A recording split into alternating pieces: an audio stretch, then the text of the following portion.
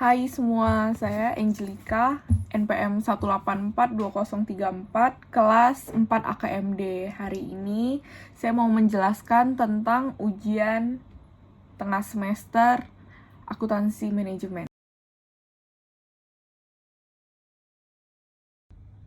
Di soal pertama, kita akan ngerjain tentang activity based supplier costing. Di situ ada dua activity, adverse buying sama supplier returns. Adverse buying ada $450,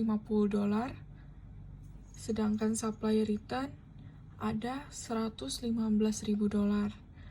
Yang pertama kita bakal cari adverse buying rate. Cara carinya itu $450.000 dibagi sama insufficient units, totalnya ada 450 ditambah 450 ditambah 1000 ditambah 1000. Jadi totalnya itu 2.900. Setelah dibagi hasilnya $155,17 per insufficient units. Yang kedua itu supplier returns rate. Itu cara carinya $115.000 dibagi sama returns unit yang ada di soal 30 tambah 30 tambah 120 tambah 1200, totalnya itu 1380. Setelah dibagi hasilnya itu $83,33 per return units. Sekarang kita lanjut nomor 1 bagian B. Itu soalnya calculate the total unit purchasing cost for each component for each supplier. Dari soal kita bisa lihat ada dua supplier, Xiao Glass sama Apple Glass.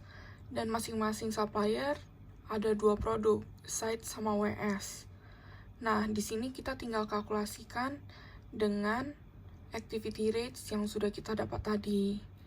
Yang adverse buying $155,17 dikali sama 450. 450 dapat dari insufficient units. Tinggal dikalikan sama masing-masing unitsnya aja.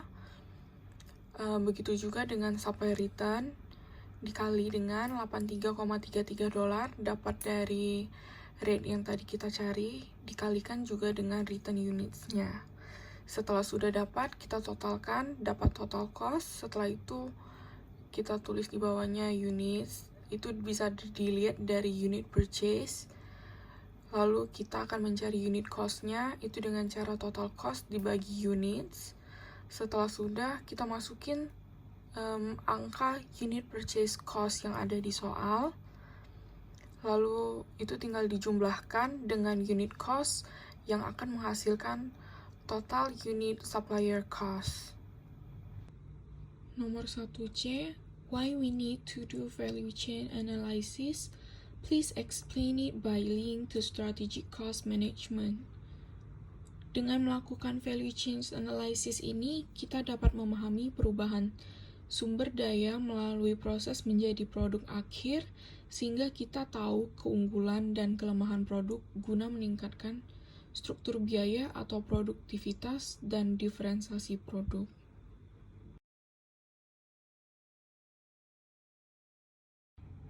Sekarang kita masuk ke nomor 2 tentang productivity measurement. Di situ ada dua soal. Soal pertama itu compute the partial productivity ratio for each machine. Describe each machine compared to existing result.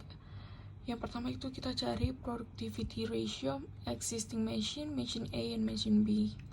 Itu cara carinya output produced and sold dibagi dengan materials used. Jadi contohnya di existing machine-nya itu 300 dibagi 600. Jadi hasilnya 0,5. Sedangkan yang material productivity ratio itu didapat dari output produced and sold dibagi dengan labor use. Contohnya existing machine 300.000 dibagi dengan 150.000. Hasilnya itu 2. Begitu juga dengan machine A and machine B. Jadi hasil yang sudah kita cari itu perbandingannya adalah comparing the existing machine 0,5,2 with the machine A 0,6,24 productivity increased for each input. The new process has improved overall productivity. Yang kedua, comparing the existing machine 0,5,2 with the machine B 0,5,1,75. Productivity same for material productivity ratio and decrease for labor productivity ratio by 0.25. Kita masuk ke nomor 2. Calculate the impact of each machine to the profit earned by Roxxon Company and the total profit from all machine. Yang pertama itu kita fokus ke machine A. Kita pertama-tama cari cost of materialnya. Rumusnya itu AQ kali P.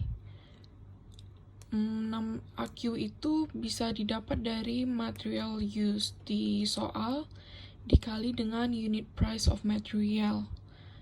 Setelah dapat hasilnya, kita lanjut ke cost of labor. Rumusnya sama, tapi kita lihat ke labor use sama unit price of labornya. Setelah itu, kita cari materialnya. Materialnya itu rumusnya PQ kali P.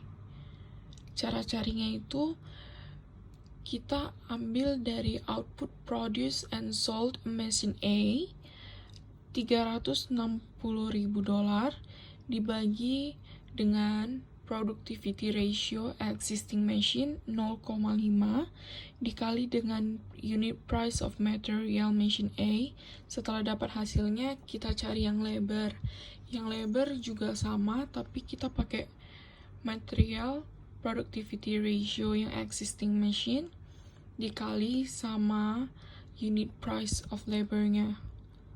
Setelah kita sudah dapat, kita bikin tabel yang kayak di bawah. Tinggal disusun di total. Setelah itu, tambahin satu tabel untuk rumus PQ kurang AQ kali P. Setelah itu lanjut ke machine B. Machine B ini cara pengerjaannya sama dengan machine A.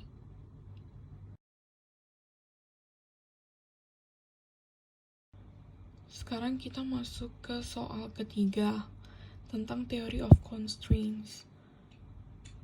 Semua informasi udah ada di soal. Dapat dilihat for coming period 640.000 machine hours and 480.000 labor hour are available. Terus dilanjut dengan Emin Bus using 1.6 machine hours per unit and mental growth using 0.8 machine hours per unit. Emin Bus also using 1 direct labor per unit and 2 direct labor hours per unit for mental growth production.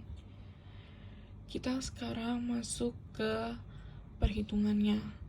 Kita anggap X dengan Emin Bus and Y untuk mental growth. Jadi pertama-tama kita tulis dulu 1,6X tambah 0,8Y sama dengan 640.000. Kita buat lagi yang untuk direct labornya. X tambah 2Y sama dengan 480.000. Kita lanjut. Kita anggap dengan X sama dengan 0. Kita substitusikan seperti matematika biasa. Setelah kita dapat hasilnya, di situ ada X dan titik X dan Y 0,800 sama 400,0. Terus kita lanjut ke 2. Pengerjaannya sama. Di situ kita ketemu titik X dan Y 0,240 dengan 480,0. Kita lanjut untuk mencari garis temu eliminasi. Garis temu eliminasi kita ngerjainnya sama dengan matematika eliminasi. Kita lanjut ke nomor 2-nya. Nomor 2-nya itu soalnya draw a graph which describe the information above using Cartesian diagram. Ini diagram yang sudah saya gambar berdasarkan informasi yang di atas tadi, yang sebelumnya tadi.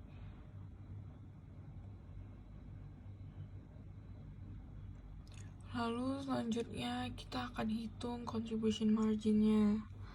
Di sini kita hitung untuk yang imin busnya itu dapat dilihat dari soal unit selling price $4 dikurangin $2,4 itu didapat dari total unit variable cost, ordering cost, handling cost, dan material cost. Itu semua ditotalin, baru hasilnya itu $1,6 per unit. Begitu juga dengan mental growth. Setelah itu kita buat tabel seperti ini biar memudahkan. Ini tabelnya bisa dilihat dari titik-titik yang ada di grafik tadi. Lalu kita lanjut, setelah kita ketemu contribution marginnya, kita ketemu formulanya 1,6x tambah 1,2y. Setelah itu tinggal dikalkulasi aja dengan tabel di atas. Sekarang kita lanjut ke soal terakhir, yaitu tentang inventory management. Di situ ada 2 soal, kita kerjain yang Delfina terlebih dahulu. Yang Delfina itu ada 4 soal. Yang pertama itu calculate the EOQ. Rumusnya itu akar dari 2 kali P kali D per C sama dengan 2 kali 15 kali 80.000 per 1,5. Itu informasinya semuanya ada di soal. Terus kita dapat hasil akar dari 1.600.000 sama dengan 1264,91. Terus yang di nomor kedua itu kita disuruh cari calculate the carrying cost, ordering cost, and the total cost for the EOQ. Pertama kita cari carrying cost-nya dulu. Carrying cost-nya itu rumusnya CQ bagi 2 sama dengan carrying cost-nya itu 1,5 dikali dengan EOQ dibagi 2. Dapat hasilnya 948,68. Yang ordering cost itu PD dibagi sama quantity. Kita bisa dapat dari 15 kali demand 80.000 dibagi sama EOQ dapat 948,68. Kita lanjut ke number of order. Itu demand dibagi sama EOQ. Demandnya itu 80.000 dibagi sama EOQ 1264,91 dapat hasilnya 63,25. Terus yang nomor ketiga itu soalnya assume that the average rate of usage is 250 pounds per day. Assumes also that the lead time is 7 days. What is the reorder point? Reorder point-nya itu tinggal 250 dikali sama 7 sama dengan 1.750 units. Nomor keempat, explain the difference between JIT dan traditional inventory. JIT itu sistemnya tarikan, persediaannya tidak signifikan, basis pemasok sedikit, pemanufakturannya seluler, daya manajemen sebagai penyedia fasilitas, dan ada total quantity control.